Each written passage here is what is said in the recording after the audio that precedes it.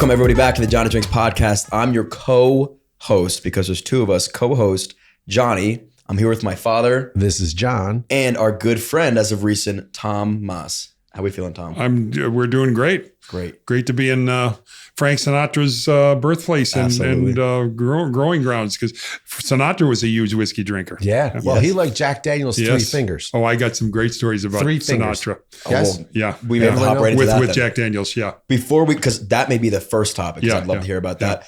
Give them a little bit of an overview. I know you've been in the liquor space for about 40 some odd years. So my father was one of the best distilling engineers in the world. He built distilleries in 9 different countries.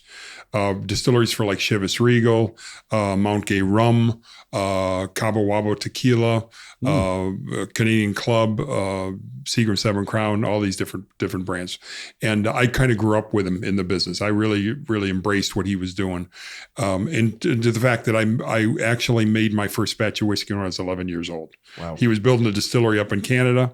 I was like a boy Friday that was working with a bunch of these engineers. I had to do all the crap work when they left the house, clean up the house, clean up the dishes and everything. But they let me ride this little bike around in this distillery they were building was a square half mile. So it was a half mile on each side.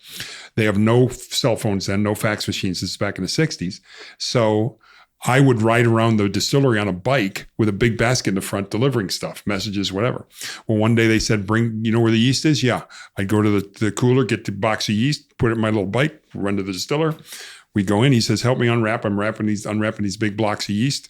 And we dump them in. The distiller said to me, you made your first batch of whiskey. How old are you? I said, 11 years old. So 11 years old, I made my first batch of whiskey. Did you taste it? And they didn't let me taste it. But I've had a love for whiskey business ever since. So graduated from college, went right to work for Jack Daniel's for 7 years in sales and marketing.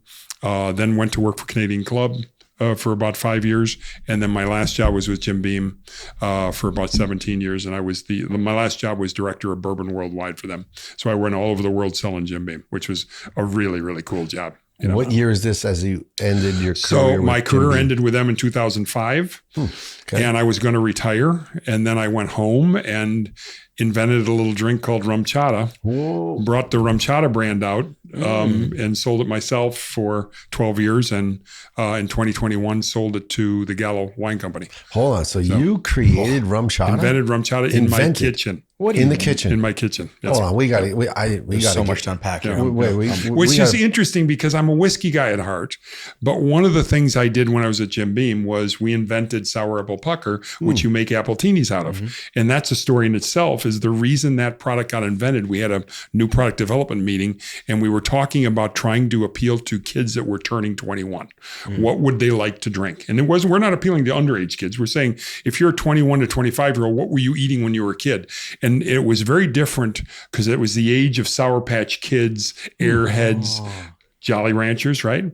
And I gave the story to this new products group of the fact that every time I get in my minivan, my kid that had just turned 21 at the time, he had been eating Jolly Rancher, the long sour apple candy. He'd leave them in the ashtray. And after sitting in the car for a day, it would melt in the ashtray and I'd have to take the ashtray out and clean it all up.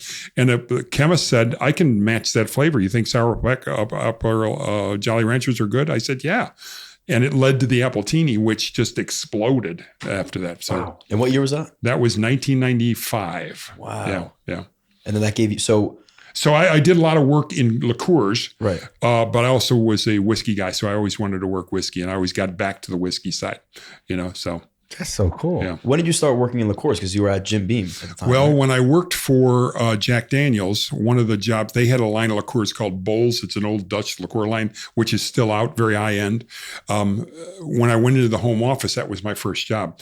My job was as a brand manager for Bowls and Corbel Brandy and Champagne. So because both brands weren't big enough to have one brand manager, so they put 2 on it. So I learned how to do liqueurs with Bowls. And the interesting thing about Bowls is it was a distilled liqueur. So you make triple sec, for example, you distill spirits over orange peels to make the triple sec. And the guy who was my distiller at Brown-Forman at the time was a guy named Lincoln Henderson, who invented Angel's Envy. So it's interesting. I worked with Lincoln Henderson. I always tell people I worked with Lincoln Henderson before he ever distilled bourbon. He was distilling liqueurs at the time. No kidding. Yeah. So, Wow. yeah, it's very interesting. So, okay, let's go So back. I got to tell you the Sinatra story. Please. So, Yeah. so Sinatra loved Jack Daniels, right? And it was always known he loved Jack Daniels. What people didn't know, there was a guy that worked at Jack Daniels named Angelo Lucchese. And Angelo Lucchese passed away at about 92, probably 4, 5, 6 years ago. Lucchese He was from the Lucchese. Lucchese? No, not from the crime family. Lucchese crime family? No. Angelo Lucchese was originally from Memphis, Tennessee. Okay. He was a little short, fat guy.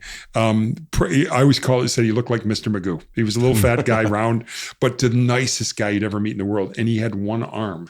He used to be a drunk when he was in his 20s. And he fell down one time drunk, broke his elbow, never got it taken care of, got gangrene. They had to take his arm off. And he never had a drink after that day. Worked for Jack Daniels all his career. But he was such a lovable guy. He befriended Sinatra. And everybody would go, you know Frank Sinatra? He said, yeah, and he'd talk like this. Mr. Sinatra, he and I are very close. And he would say that to you. So he always would say, I was working in Milwaukee at the time, and I had Milwaukee and Wisconsin and Minnesota for Jack Daniels. He said, anytime Sinatra comes to your town, let me know and I will get you tickets for his shows. So Sinatra's coming into Milwaukee. He said, okay, Tom, this is what you do. Get a bottle of Jack Daniels. We had these beautiful walnut presentation cases where you could get inscribed on the top, the whole deal. And I got this thing that said, Milwaukee welcomes Mr. Frank Sinatra. Took it down to the event place the day of the concert. He said, take it there and you'll give it to them and they'll give it to his dressing room. You'll get your tickets. So I go to this place, knock on the doors. Finally, a guy comes to the door. He says, yeah, what are you doing? I said, Angelo Lucchese. He said, come on. So he takes me through the labyrinth of places.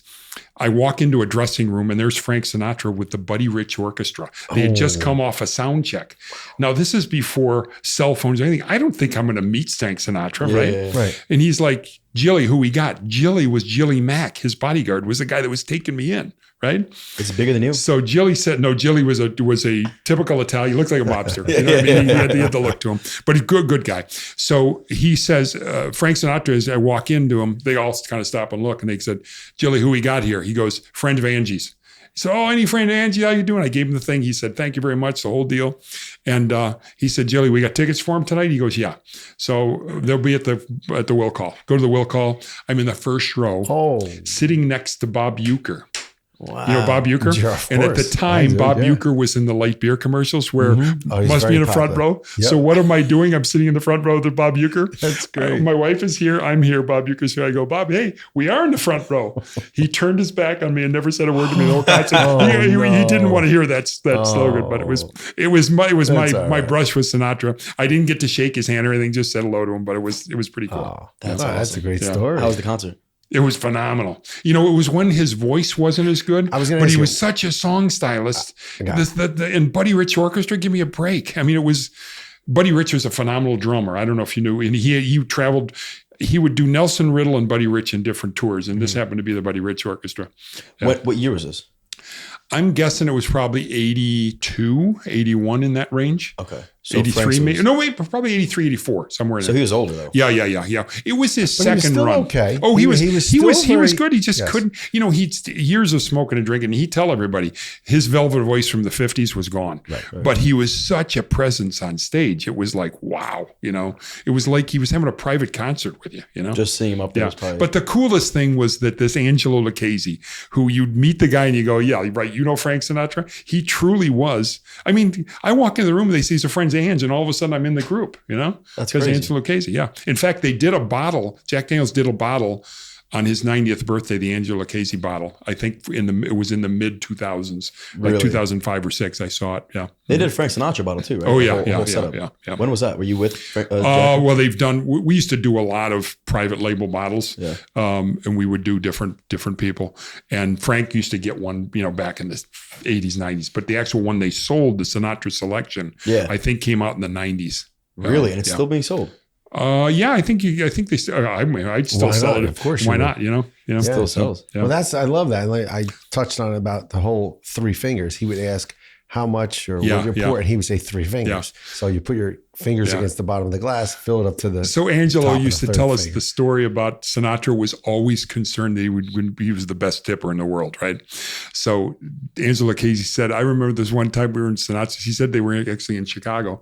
They come out to get his car. He goes to the car valet and he says to the car valet, what's the biggest tip you've ever gotten? He goes, $50. He goes, here's 100. Wow. So he's standing there for a while and then Sinatra goes, who gave you that $50 tip? He goes, you did the last time you were here. That's awesome. So he beat himself. That's good. Yeah, that's pretty funny. Oh, that's so cool. So how long you started at Jack when? 1978 when I graduated from college. Right. That was fresh out of college. And then worked with them till 85. Okay. Which it was great. It just, I got a great offer to go to work for Canadian Club and I took it. And it's one of those things where, if you work for one company your whole life, you kind of would get pigeonholed, you know what I mean? And I decided I need to forge my own way. And I loved working for Jack Daniel's. Jack Daniel's taught me so much about marketing and creating, and their marketing is just phenomenal. What they do, every little thing you have to worry about with marketing, they did right back then. I'm not sure if they're doing it now because I don't know, but that really taught me. And then I went to Canadian Club and I worked for a company there that was going through a buyout metamorphosis. So they were up for sale. They were, being courted by different suitors. And that was a nightmare because you never knew who your boss was going to be, right? What were you doing at Jack Daniel's? At Jack Daniel's, my first job was sales in the Midwest. I worked in Wisconsin, Illinois, Minnesota, in that area. And then I got my MBA while I was there. Jack Daniel's had a great program where they pay for your MBA as long as you got B's. It's pretty funny. So I would send my report card back to the VP of sales and say it was like call up your dad and asking for money. I said, here's my report card. Can you reimburse my tuition? Right. So I got the MBA and then I wanted to get into marketing and they brought me down and I worked on bowls, liqueurs, and Corbel champagne. And then they always had you work on Jack Daniel's because they had a really good marketing team there. Always work with them on marketing. And that's when, interestingly enough, single malts were really starting to sell. Mm-hmm. This is like 84, 85. And Jack Daniel's was the premium American whiskey, but single malts were $5 to $6 a bottle higher than Jack Daniel's. So we said, hey, our whiskey's as good as these single malts. We should be able to compete with them. And at that time's when Blanton's came out. Remember, Blanton's that you see now. Blanton's came out like in 84, 85, somewhere in there. And we looked at Blanton's like, wow, they're doing it right because that's what we wanted to do. We wanted to really elevate the image of American whiskey. So we came up with Gentleman Jack. Mm. And Gentleman Jack actually was a team effort. There was their master distiller at that time was a guy named Frank Bobo, and this Lincoln Henderson who ended up creating Angel's Envy. He was working for Brown-Forman. They brought him in, and we had these roundtable discussions. And Lincoln Henderson actually came up with the idea. Jack Daniel's difference is it's aged, it's dripped through 10 feet of charcoal before they put it in a barrel. So you take your White Dog, put it through charcoal, put it in a barrel. That's Tennessee whiskey. That's Wait, what hold on. Slow down. Slow down 1 second. The definition of Tennessee whiskey. No, because I'm following you, but I'm sure people who are listening are like, well, what did you say? So hold on. So I want to, the White Dog he's referencing is as it comes off the still. Yeah. Okay. Yeah. It's clear. That's the heart. That's the best part. That's going to ultimately end up in a barrel. So when it comes off the still, after it goes through its mash process and the distillation process, and it has the correct proof that you want, it's going to then go through, did you say 10 feet of charcoal? 10 feet drip of through a 10 feet filtration system of charcoal. So Tennessee whiskey is exactly like bourbon. The mash bills are the same. It's 51% corn, et cetera. Yeah. But bourbon does not do anything before they put it in a barrel. It goes right from the White Dog into the barrel. Right. Tennessee whiskey, they drip through the charcoal first. The only difference. Thank you for explaining that. Mm-hmm. That is so critical when you compare Tennessee whiskey to bourbon. Mm-hmm. So when it goes and drips through the charcoal, 10 feet, does it take on a color property of the charcoal? Doesn't take any color. Okay. It takes out some of the rough edges. And this is the funniest part of it. When I sold Jack Daniel's, I say we take all the bad parts of bourbon out. When I sold bourbon, I said they take all the good flavors. I was just going to ask that. But it's all personal taste. So if you drink a Tennessee whiskey and a bourbon side by side, you'll see there's some nuances of the bourbon that aren't in the Jack Daniels. That's because there's flavors in there that might be, sharp, but when they get into the wood, they change a little bit. Sure. So it's just an interesting comparative. Gentleman Jack, Lincoln Henderson's idea, let's filter it through charcoal after it comes out of the barrel too. So they do it before it goes in the barrel and after the barrel. Oh, no way. Yeah. So if you go to Jack Daniels, you'll see they put these, what they call them ricks. They take maple wood and they cut them into probably 5-foot sections that are like 3 by 3, and they stack them on a rick and then they burn them and they create their own charcoal in the open air. They granulate it, and that's what they use to filter the whiskey through. Wow. They have these vats, that's so cool. These vats that are 10 feet deep. They're probably about 5 feet around, cypress wood, and these little pipes go across the things, and it just drips through the thing, and you see it come out the bottom. But yeah, there's no color at all imparted because charcoal really doesn't give it any color. Sure. So Gentleman Jack should taste the easiest, right? The cleanest. Yes. Yeah. Mm-hmm. Like way less burn than a bourbon. Yeah, Jared's it might be burn. See, they're still an oak, so they're going to get the bite from the tannin in the oak, but they won't have the complex flavors you'll find in a bourbon. It's arguably smoother, but you might not want all the smoothness. You might want the flavor of the bourbon. That's what people. Flavor. Yeah, so it really becomes personal. So what do they call? So they call that process just the Lincoln County process. Okay, so the process of taking it White Dog through the charcoal, is called Lincoln County. The Lincoln County process out of the Lincoln County, Tennessee, where it was invented. Okay, got it. And then the Gentleman Jack difference is the double. So then the brands nowadays are Jack Daniels, George Dickel Tennessee whiskey, Uncle Nearest, this new brand that's out is Tennessee whiskey. This is maybe a dumb question. What if you did this process but it wasn't in Tennessee? Can be somewhere else too. It's just that. Wait, still considered Tennessee? You know what? I'm not positive because, you can make bourbon that's not in Kentucky. You can't call it Kentucky straight bourbon whiskey. Right. I would assume because it's called Tennessee whiskey, if it's not made in Tennessee, you can't do it. Yeah, even if you use that process. I don't know. We'll have to look that one up. Yeah. Mm-hmm. Okay, so you mentioned Jack Daniels being the elite when it comes to marketing. What would you say was their competitive advantage?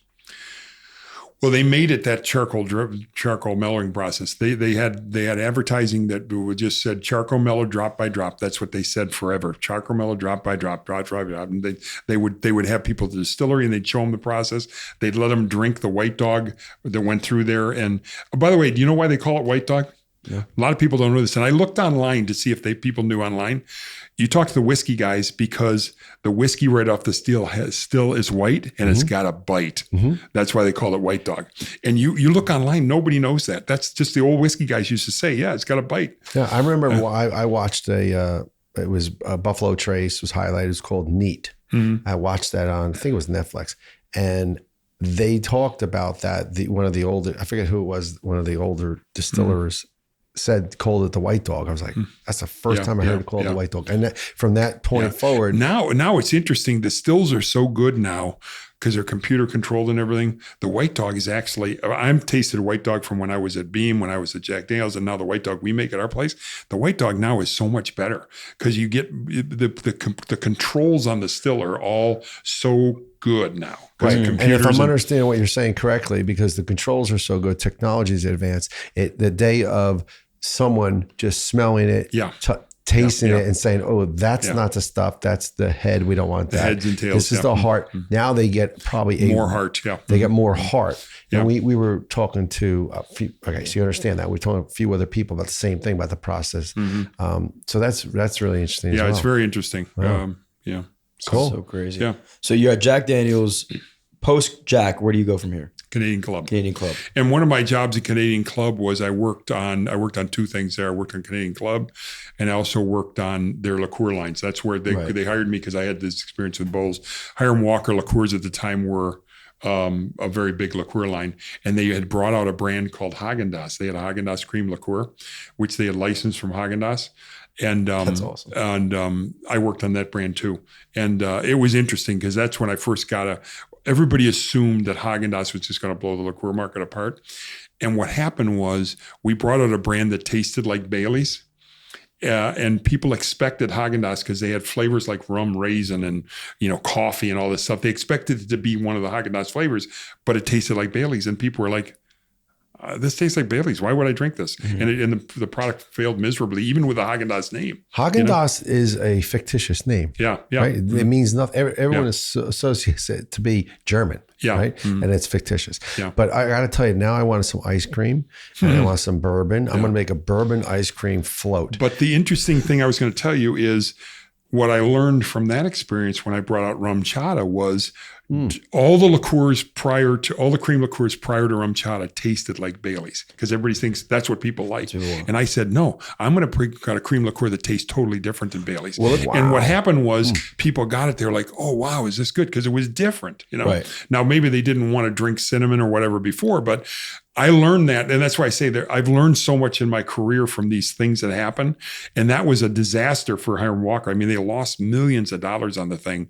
And you learn from that process and take it forward, and it helps you be successful in the future. Right. Well, let's talk about that whole RumChata experience. But before we do, we're going to take a quick commercial break. I have a question about the RumChata. No. A few moments later. And we're back. Tom, so we didn't realize that you invented RumChata. Yeah. So let's. I mean, in your basement, my kitchen. So I retired from Jim Beam in 2005. I was 50 years old, 49 years old, and I had enough money banked. I'd made some good investment decisions. I was just going to ride off in the sunset, and I found out after a year that all my buddies were still working. So what I tell people. Everybody talks about prepare for your retirement and you think it's financial. It's not just financial, it's social. Because you get so much socialization from work, you don't realize that when you retire, you're gone, right? And they're going on with their lives working and you're going on with your life doing nothing, right? So living in Chicago, we have the Cubs, for example, they have day games that are iconic. There are Thursday day games at 1 o'clock, right? So I would get tickets to the Cubs at 1 o'clock, call my buddies up that worked at Jim Beam, and I said, hey, I got Cubs tickets, let's go to the Cubs game. And they go, hey, dude, we're working. We can't go. And I'd be going by myself or with my wife, and I'm like, and I love my wife, but it's like, come on, I gotta have something to do. So I got bored. So I started to do some new product development. It's things I really like to do. And one of the last jobs I had with Beam was head of Bourbon Worldwide. And we would do focus groups because Hispanics around the world drink scotch. They love scotch. Really? Chivas, Buchanan's, but they wouldn't drink American whiskey. And it was like, why? So we would do these focus groups and we would talk about whiskeys and so on and so forth. And at the end of the focus group, I'd tell them, we work for Jim Beam and we're trying to find out what your ideas are about your image of American whiskey is. And I'd get these funny comments from the Hispanics that said, oh, well, you should mix it with horchata, because if you mix anything with horchata, we would drink it. And I was hearing horchata, and I'd never had horchata. And I like Mexican food, but I just never had it. So I'd come home and I talked to my son at the time, was about 17 years old. And I said, what's horchata? He said, Dad, the burrito place we go to, it's that big white thing on the counter. I said, well, what's it taste like? He said, it tastes like rice pudding. I said, well, let's go get some. So we went to a burrito place, tasted it. I'm like, God, is this good stuff? So I had this idea, well, this would make an interesting cream liqueur to bring out. Because if Hispanics love it, then maybe there's a huge group of people that will love this stuff. So worked on the brand. What happened was, the funny thing is, I would always tell this, my son, who's now our distiller at the distillery, is 33. The time he was like 17 and he's on house arrest from being a little bit over anxious at high school with his partying, right? So I said, you get a chance to get out of the house today, but you got to go to these 5 burrito joints and bring me back their horchata so we can see which one's the best one. We picked the best one and I worked in my kitchen to match the flavor. Wow. And horchata is made with, you take rice, you boil it, put it through a cheesecloth, that white liquid comes out, you put cinnamon sticks in there, you put sugar in there and vanilla, right? Yep. So I made this stuff, it tasted just like it, and I was like, God, this is really going to be a good liqueur. But I thought, if you're trying to get $20 a bottle for liqueur, you can't make it with water. It's got to be made with cream. So I then reconstituted it with cream and came up with a RumChata flavor. It was horchata based. And I thought, oh, I've got a perfect market for it. I'll go to every Mexican restaurant and say, do you want a drink that tastes like horchata as an after dinner drink? Because right at the time, you go to an Italian restaurant, you got limoncello, sambuca, whatever. Wow. You go to a Mexican restaurant, it's Kioki coffee and Kahlua and coffee and what, it's not Mexican, right? Yeah. So I would take it into these really high-end, when I got it bottled, I had 900 cases bottled up, took it to these high-end Mexican restaurants, and these people look at me like, this isn't authentic. We wouldn't put rum in here. And they wouldn't take it. Wow. And I'm like, holy shit, what am I going to do got with this 900 stuff? bottles. So then I had this 900 cases. Oh, 900 cases. Yeah, of 6, so 5,400 bottles. So I'm like, what am I going to do with Can this we stuff? stop right there 1 second? Why would you go that far? Because you have to make it a certain for level to be production. an economic, right? Okay. Efficient, right? Because it's an iconic bottle. You to get the creamery to give you the cream and do all that stuff, you got to make the batch big enough, right? Okay. So I then start taking it out from bar to bar to bar, and I'm like, okay. And I walk into this one bar, I'll never forget it. It was a bar in Milwaukee, on the south side of Milwaukee, and it wasn't a biker bar, but the guy at the bartender. And you realize when you go call in a bar, it's usually at 10, 11 in the morning, and they're cleaning up from the night before. Smells like stale beer and cigarettes. They're not real happy to see you, so you got to really entice them. So we walk into this place. Guy's got a Devil's Disciple vest on from a biker thing, long hair. And I'm like, I'm not showing this guy this stuff, So he sees the white bottle, the iconic RumChata bottle. I'm not going to say a word. I'm with a salesman. And at the end of the pitch, he goes, what the hell are you doing here? I said, well, I was going to come in. He says, what is that? I said, it was a new product. I didn't think, you're not going to let me try it? And I'm like, well, sure, if you want to try it. So he tries it. He goes, wow, this tastes like Cinnamon Toast Crunch. And I said, and I'm a big cereal guy, but Cinnamon Toast Crunch was not in my wheelhouse because when I was a kid, I ate Sugar Pops and Corn Flakes and Captain Crunch, right? Sure. Never ate Cinnamon Toast Crunch because it wasn't out. Right. So I had no idea what he's talking about. And he said, no, this tastes like the milk from Cinnamon Toast Crunch. So we do, and he bought a bottle. He said, yeah, I think I can sell this. It'd be great. So we go home that night. I look up Cinnamon Toast Crunch. I'm like, okay, I'm going to try this. I go to a store, buy it, taste it. And I'm like, they're exactly right. It tastes just like the milk from Cinnamon Toast Crunch. So I went on Amazon and I bought those little snack packs, the little plastic cups with foil tops, 2,000 of them. And I said, you buy a bottle of RumChata, I will give you a box of these. You sell them as a Cinnamon Toast Crunch shot. So you put the shot down, you take a little piece of the Cinnamon Toast Crunch, put it on there, drink it, and you eat the shot. That's how we got going. Right? You do hear the commitment, but this is the crazy thing. Wow. It had no Fireball in it. Okay. Oh. So I invented the Cinnamon Toast Crunch, was just a RumChata drink. Fast forward 6 months, I go into a bar and I go, yeah, do you guys make Cinnamon Toast Crunch? Yeah. The guy brings out a bottle of Fireball. Oh, I said, whoa, there's no Fireball in the Cinnamon Toast Crunch. This is in 2010, right? 2011. He goes, no, that's how you make it. I go, no, it's RumChata. He goes, yeah, it's RumChata and Fireball. I'm like, when did that start? I found out that the bartenders, the women loved the Cinnamon Toast Crunch, but the guys wanted it to be up a little higher proof. Yeah. So that's when they put the Fireball in it, and it blended so well together. And that's what made the drink popular. Do you know what? And it became in 2000, probably 12, 13, 14, in that range. It was the hottest shot in the country for 4 years. And that just sucked RumChata through the system. Do you know that when you're talking about 2000, it was 2012, you were wrestling. It was Beast of the East down in Delaware. We went down to watch you guys wrestle. And my friend and I, in between matches, had time. So we were at the University of Delaware. We went into the town. We went to a local bar just to kind of hang out and kill some time in between matches. We sat at the bar and we said to the bartender, well, I don't know, make us something, whatever. Gave us a shot of Fireball and RumChata. Yeah. And we drank that like it was sliced bread. Like, wow, how'd you... Yeah.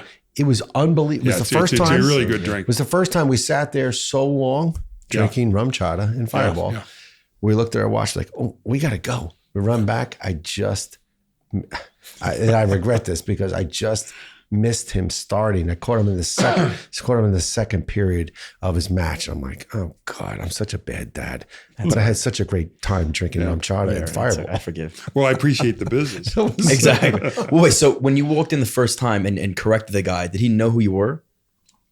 Corrected the guy? No. When you said he had no clue that you made this stuff. And I told him, I said, I invented Cinnamon Toast Crunch. He goes, oh yeah, right. He's like, yeah, sure, buddy. But the interesting thing is as I passed through this, as I developed RumChata in my kitchen, I had no intention of bringing it out myself. I was actually in talks with Diageo to sell it to Diageo. Before. I talked to a couple, I talked to Beam, I talked to a couple, but nobody was interested. But Diageo was interested. And we were talking about dollars and this and that. And my wife at the time, and what I would do is make stuff in my kitchen all the time, liquor products. Right. And we would have people over to play cards or board games or whatever, and I would let people taste it.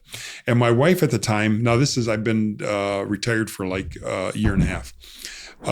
She said to me, don't sell this. Do it yourself. you're driving yourself crazy. You're driving me crazy. You got to get out of the house. Because at the time I was only 51 years old, right? Young. So 52 years old, whatever it was.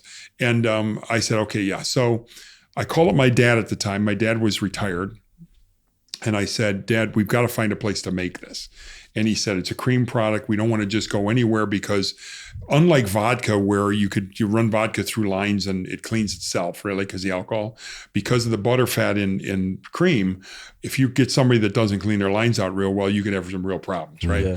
And then there's a pH issue that if you produce the product and has some pH issues, it will curdle in the bottle. And I've actually been involved with some cream liqueurs that have done this in my past, where you go up the bottle, you pick it up, and it's like a brick. It just curdles and it solidifies in the bottle. It's terrible. So I said that my dad knew what he's talking about. He said, we'll put up a plan. I said, what do you mean we'll put up a plan? He said, I'll have a plan by, this was like on a Thursday, I'll have a plan by next Monday. So he sketched out the plan. He's 80 at the time. I said, okay, fine, we'll do the plan. What'll it cost? He said this. I took some of my IRA money. He took his IRA money. We put it in, put the plan up. And I said, Dad, who's going to run the plan? He goes, well, I am. Why would I build it for somebody else? I said, Dad, you're 80. He goes, yeah, but I'm bored too. So he built the plant, ran the plant. And wow. What happened was that's now 2008, 2009. We couldn't get any money out of the banks because the banks had the mortgage crisis going on. So nobody would loan money. Yeah, I was there. And we would try and buy glass because the glass is made in China. We had the glass made in the States. And because it's so labor intensive, it's a hand painted bottle and all this stuff, you just couldn't get it done right. It was like $4 or $5 a bottle to make the bottle. So we got the product made, the bottles made in China, but you had to send money over 6 months in advance to get it made. So you'd send $100,000 over for glass. 6 months later, you'd get it. Then you'd sell it, bottle it. You wouldn't get paid for that glass for like 9 months. Jesus. And once your product gets going, it's millions and millions of dollars. And we just had no money. Right. So I would take purchase orders from Southern Wine Spirits, which is the biggest wholesaler distributor in the country, $18 billion distributor, into a bank, $1 million purchase order, and say, just give me $100,000 to buy glass. And they would go, sorry, that's not good collateral for us. These are all the big banks, right? I'm not really a fan of big banks. So I went to the small little community banks, and it's the first loan we got was from them. But to give ourselves, my dad was always like, hey, these people are putting us in business. We got to pay them in 30 days. So he would call me and say, we owe $22,000 this week. We got $10,000 in the bank. We got to come up with $12,000. He would write credit card checks and I would write credit card checks. I had $222,000 in credit card advances, paying 20% interest. Wow. And I would juggle these credit cards. I had these 5 different credit cards just to get the thing going. But I walked into a store. There's a chain of retailers in Wisconsin called Woodman's, big, gigantic grocery stores with big liquor departments. And I walked in one day and on the door, there's a sign with a bottle of RumChata. I'm like, what do they got that on there for? It said, limit 1 bottle of RumChata per customer. And I said to my dad, if they're allocating it, we're going to be fine. We just got to make enough to do it. And it took us 2 years of that allocation. And this is the crazy thing. My wife used to go to the grocery store, pull out her credit card, and would get denied. And she was so pissed. I said, okay, this is the deal. Every time you're going to the checkout, give me a call. I'll tell you which card is good. So she would call up and say, she was a master looking at the cart and saying, I say, how much money you got there? She'd go, $180. Okay. I said, the red MasterCard will work. Use it right now. Were you at this point saying, like, what am I doing? Or you knew still? Our kids were already through school. We'd paid for their college. We didn't have that. Our mortgage was almost paid for. We didn't have a lot of debt. Blown through all my retirement money, but I had not worked for Diageo. I had not worked for Pernod at the time. And I said, I was known in the business. I said, I can get a job. We'll have to move. But if this blows up, I'll just go work somewhere else. And my wife, God love her, she was all in. And she, did it. And impressive. Then once we got over the hill, the money started flowing in because we were not highly leveraged. But we had, this is a crazy one. We had a guy in the business that my dad and I had known for 100 years. Flies his own jet up to see us, right? He said, I want to come and talk to you. And we were bottling miniature bottles with him because we didn't have a miniature line. And he kind of knew the volume we were doing. He's like, holy shit, if they're doing this many bottles of miniatures, they're doing a lot in the other stuff. So he comes in, he sits down, he says, Dwayne, Tom, you've known me a long time. I just want to let you know we're serious. He slides this envelope over. We open up the envelope. It's a check for $25 million. $25 million. And my dad and I got $200,000 in credit card debt. My dad is on it. My dad's like kicking me under the table. Please tell me you counted them. No, we knew We knew what the company was worth. That was a litmus test. Then we said, you know what, we really thank you very much. We appreciate it, blah, blah, blah. We're still friends with them, but we turned it down. We turned it down. Yeah. Wow. Did you hear that? But profound. We were confident in what we had. Yes. We knew we had to get over the hump, you know? Right. And it's, I'll tell you, I look back at it now and I think, oh my God, those credit card bills would come in. This is the funniest thing. So I'm writing these credit card checks out. The bank we had was in Wisconsin. I'm living in Chicago. So every week I'm driving up to Wisconsin and dropping off one of these credit card checks to deposit it. Can you imagine what these tellers thought was going on? They're thinking, what is this guy got a gambling problem? Yeah, well, that's exactly what they were thinking. But even today, that would be scrutinized a little differently. Oh yeah. They probably would not allow you to do what you did then. Yeah. So wait. So let's just summarize here in a short form. We're not done. You had an offer. You were in debt over 200,000. Had an offer for 25 million. You pushed it away. Said no, thank you. Mm-hmm. All right. Go ahead, continue. Because we knew what we had in the company. You know, you put a bottling plant up, it's $2-3 million. You know what I mean? So we knew that all was there. So we weren't going to sell it. We were doing just fine. And what happened was when COVID hit, I had 80 people working for me. I didn't know if the business would survive COVID. We didn't know what was going to happen when they shut the bars down. Funny enough, because everybody's at home, they were day drinking. Our business exploded at retail. We lost all our bar business. But exactly. Yeah, that's why we're here. Yeah. So that worked out fine. But I didn't know. And I said to my wife, I don't ever want to go through this again. We've made our money, but I'm not going to sit here and I can't afford to have 80 people that. And I will tell people, they know that these government programs, there's a lot of waste there, but that PPP program for me was a godsend because I was able to tell my people, you've got 12 weeks, I can pay you for sure. I don't know what's going to happen after that.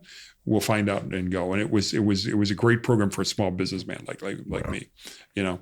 But that's when we started to look and we got an offer. We ended up selling to Gallo. And the reason we sold to Gallo, people always ask why. The bottling plant and the brand were separate. My dad and I owned the bottling plant. The brand was owned by a group of 4 or 5 different people. And all of the big people we talked to, the big liquor companies, were going to shut the bottling plant down. But we had 40 people that worked there, and it was a lifeline for them in the Milwaukee area. And Gallo came in and offered to buy the plant. And I was like, good. We saved everybody, which was great. Nobody lost. You know, our salespeople were their jobs were replaced because it went through the Gallo sales force. But at least the bottling plant, we were able to keep all those people employed. So from start to finish, how long did it take Gallo to buy you guys? That was about a 18-month process. Yeah. That's it? Yeah. So what was the like you said, the inflection point, getting over the hump? What was that? How long in? Well, we started selling in 2009. In 2010, 11 is when we really started to hit the roads because our volume had grown so much. We were trying to buy the glass in advance and we were having problems. So from 2009 till 2011, 2 years was when I had all this credit card debt. Right. And then right around January, February 2012 is when we got over the hump. And then it was fine ever since. And they bought you when? They bought us in 2020. 2020. Oh, okay. So 2021. Oh, I'm sorry. So you started this. Yeah. So this, we were, from our start to when we sold was 2009 to 2020. Got it. Okay. That makes more sense. Yeah. Okay. And now you said you've kind of like this highlight moment was the Cinnamon Toast Crunch, or I guess the aha moment. Yeah. Was it just you still going door to door? Like, what was it was me, and then my son, who's a mixologist, was we're going to school at the University of Iowa. He graduated in 2012. So until 2009 to 2012, it was myself and my wife. And my wife used to work for Gallo as a street salesperson, so she was a good salesperson. And then there was a guy I hired to be our sales manager to kind of handle our sales. He used to work for me at Jim Beam, and he had retired. I got him out of retirement. He started in 2011. But really, 2012 was when we started to add some people. I added my son, then we hired another sales guy, and but that's when the thing had exploded anyway. It wasn't like you had to hire him because you're selling through distributors and the brand was selling itself. Right. Was there like a big reason why it went parabolic, or was just over time? Cinnamon Toast Crunch. That was it. It just took off. Wow. It just took off. And it was Facebook that did it. I mean, Facebook, just really, really exploded that concept, you know. And it was incredible, the YouTube videos we were seeing of people presenting and mixing it. And then what happened was, my son, who's a mixologist, we realized from Facebook, when I told you we got to talk to our customers there, that they love the recipes. They love all the crazy shots we made with it. So he would do these little, and we knew that 1 minute on YouTube, we could get them to watch it. If you go over a minute, you couldn't get them to do it. So we hired an actress, and he and this actress would do these shots. The jelly donut. You ever had jelly donut? No. Jelly donut's awesome. It's Chambord on the bottom, layer of RumChata on the top. You drink it. It tastes like you're eating a jelly donut. We got to try that. You get the RumChata tastes like the outside of the donut. Then you get that glop of raspberry. It's the coolest thing. Someone write that down. And the jelly donut. I know what it is. The jelly donut actually got on a TV show. I can't remember which one it was, but they were drinking it in a tent, and it got it's a real popular thing. Write that down. Jelly donut shop. We're doing that video today. Actually, I know what that is. Yeah, but that's So he did. You guys know the power of YouTube. These videos he did, we got over 40 million views. And wow. It was all these, and it was because we kept the recipes tight. 1 minute each, but this is pretty funny. So my son's making these recipes, and it looked like a young couple. My son at the time was mid-20s, and this actress we hired was mid-20s. It looked like a young couple in the kitchen just talking about making shots for the weekend, right? Yeah. And this actress, it was pretty funny. She didn't realize she couldn't drink everything. And the first one we did 15 videos in the first day. We had to get her driven home because she was drunk by the end of the day. We said, we can't let you go there. But that's amazing. That's a great story. Right. So now you're done with RumChata, or are you still I still consult with Gallo, but I'm pretty much done with Rum. Gallo's running the brand now. So got it. In fact, they just came out with a coconut cream that tastes really, really good. Really? Yeah. They're really, really good. So, so I'm doing that. And then we built a distillery, the last year. My father unfortunately passed away in 2016. 2015, we started to build this distillery because my son wanted to work with my dad, being this phenomenal distilling engineer, have worked all over the world. He wanted to learn how to distill from my dad. And unfortunately, my dad got sick and passed away before we got the distillery finished. But my son probably took 50 pages of notes on things to help him get started. And then he just kind of became self-taught in the distilling business. And right now we've got over 7,000 barrels of whiskey aging. We've got a lot of 8 and 9-year-old whiskey we're doing. I just gave you the 6-year-old rye whiskey we're doing as and I didn't want to bring the whiskey out early. We wanted to really age it, and we've got some really, really good. We've got some wheat whiskeys, we've got some bourbons, we've got some corn whiskeys, ryes, malt whiskeys, and we're just going to start blending. And it's a lot of fun. I mean, it's my family's business, so we really have fun doing it. So. That's great. And then when I met Jim and Lisa Kramer, the Phosphora thing came up because Jim wanted to do a mezcal. So I helped them get started. They really picked out the juice. They went down there and interviewed the distilleries, and it's really, the juice is to Jim's taste because he's a Lagavulin drinker. Right. Yep. And the mezcal that he made is very similar to that in the type of flavor it is. And I'm just helping them as a consultant. So how did you meet Jim and Lisa? Jim, I was on Jim's Mad Money show a couple of times because Jim wanted to do. That's right. He wanted to do an episode where we talked about people that might be bought by somebody. You know, it was on the liquor business, what's going on, that type of thing. That's right. He told us that story. Yeah, But at this time, you haven't been bought out by Gallo yet. No. Right. But because we had a lot of offers by that time. We had a lot of people coming in. That's right. He pulled you aside after an episode show and said, hey, this is what I'm thinking of doing. And you what happened was he asked me for legal help because the liquor business is administratively very hard to run through. Navigate through all that. And my son happened to be my oldest son is our legal counsel. Mm-hmm. So he was able to help Jim with a lot of stuff. 2 sons? 3 sons. 3 sons. One son is a distiller who is a mixologist at RumChata. Yep. One son is worked for Saatchi and Leo Burnett, did GMC truck ads, and we brought him into the company to do our YouTube videos, and we did a lot of guerrilla marketing on YouTube to start, because we couldn't afford to buy network TV or cable TV, and then we evolved into buying cable TV and network TV ads, and he did all. Right. And it was beautiful because he basically probably saved us millions of dollars. You go to a ad agency, you have all this overhead, and he was his own ad. He wrote the product, or wrote the the ads, created them, produced them, directed them. And, we had a great opportunity to get ourselves on TV and not spend all our money in production. Right. Yeah. So, and then my oldest son is an attorney. He does patent law in the drug business. So he goes after companies that have patents to try and get the brands to go generic. And there's a lot of finagling that goes on with drug companies to keep their patented drugs patented. Yeah. And he's a master at seeking and destroying. So you're well insulated. Yeah. Family business. Mm-hmm. Cool. Your dad. Yeah. Yeah. It's truly a family business, which is great. What's it like working with it's interesting. People ask me that, and I said, to be successful, I think in a family business, which you guys probably know, is number one, you have to respect each other's opinion. Mm-hmm. And you have to bring a different. If you have two people that do the same thing, it's going to cause problems. But my dad was production, I was marketing and sales. My one son's legal. The other two don't do legal. One son's production, the other sons don't do it. They all do different stuff. One's creative and one isn't. If one wants to try to get talent, it works. And believe me, we still have our issues because you're family, right? Production, but because we can do different things and we bring different stuff in, it's manageable. So what I'm hearing is, but it's so fulfilling to do when you do it and it's fun. Of course, it drives my wife crazy because every family gathering becomes a business meeting. Right. She goes, "Stop it! Don't talk about business." Heard that. Yeah. Heard that. Step on the a lot of good notes. Knowing your roles, as they say. Exactly. We got to know our roles here. Know your role. Sometimes those lines. Someone should be the face of it, and someone should be the creative behind it. Yeah. Good point. Very good. So so all good. So we should ask him two questions. Yes, of course. Yeah, as always. Yeah, should I do it or you do it? I'll do it. Every podcast guest we have on, we wrap up by asking them two questions. Mm-hmm. One would be, what has been your biggest accomplishment to date, and what has been your most humbling moment to date? Okay, biggest accomplishment, everybody will say RumChata, obviously. But I got to tell you, I was there when the whiskey boom started.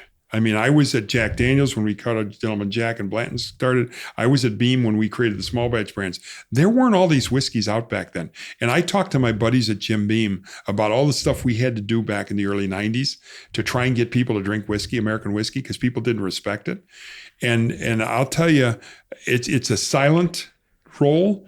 But when I look at all these people drinking whiskey, it validates all the stuff we were doing. It really is. And RumChata, obviously, you can't deny it. It's like a dream come true. That's how could this ever happen? Right. So before you answer the second question, though, you just touched on something I meant to ask you earlier.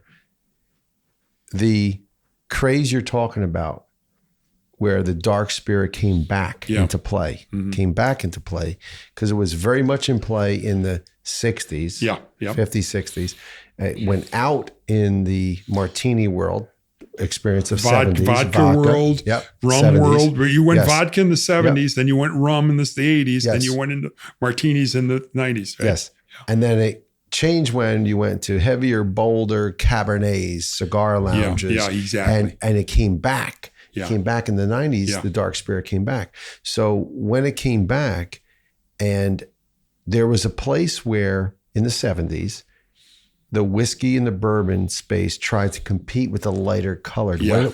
This is I know he's going to know this. What was it then? The strategy. How did they compete with the light colored spirit when they were dark? What did they do? Well, the interesting thing is my father actually was with a company called Barton Distilling, which Barton became Constellation originally. They came out with a brand called QT, Quiet Taste, and it was a whiskey, a light whiskey. And my dad invented the category. It's still made today, and it's used as a blender. But light whiskey is distilled up to 160 proof. Regular whiskeys are 135, right? So you were distilling not quite 190, but it gives it a lighter taste, and they were trying to make it more mixable, have women drink it, and it was just too much of a marketing gimmick. It just didn't work at all. But if you look online, look up Barton's QT, and you'll see this bottle, and you look at such a 70s bottle. It looks like something Hugh Hefner would have in the background of some of his parties. But they tried to do that. They tried, Canadian whiskeys became popular after the bourbons and American blends went down. CCVO in the 80s or in the 70s went up. But then it was all whiskey and Coke. And then what happened was vodka became popular because people were drinking it in screwdrivers and so on and so forth. But then the Captain Morgan Bacardi boom hit, where it became rum and Coke. And it was a lot more hip to drink rum with Coke than it was old-time Canadian whiskey, because Canadian whiskey was what your father drank, right? Mm-hmm. So that's kind of evolved. They tried all sorts of things, but it just didn't work. The biggest problem they did, in my estimation, was they tried to make it more mainstream instead of making it unique and embrace the differences in whiskey.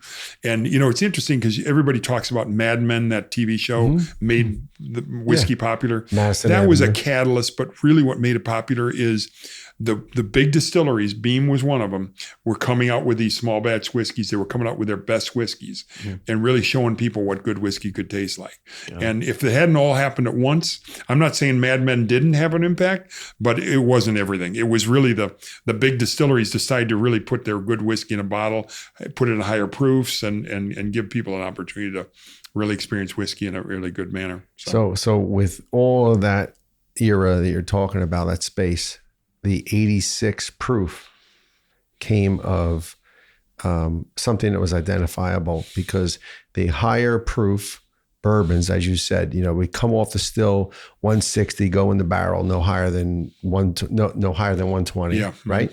And then you can proof it down by adding water. Once it was ready, you could do what you want. So my understanding is they would water it down to an 86 proof. Oh, and even 80 proof. Right. Even 80 proof. But in doing that, it changed the color, changed the proof clearly, but the old school traditional bourbon drinker was used to 100 proof plus. And the flavor that was in there. And the flavor that came with that. So the term 86, that came from the steps and process of what the bourbon industry did to compete against the vodka industry. And in doing so, the bourbon industry kind of cannibalize itself. Exactly. Okay? Yeah. Right? Cannibalize itself. It cheapened itself. Yeah. Yep. And because it had no respect for the juice in the bottle. Yep. Right. So we don't care what it is, just give it to them, they'll drink it. Yeah. Right.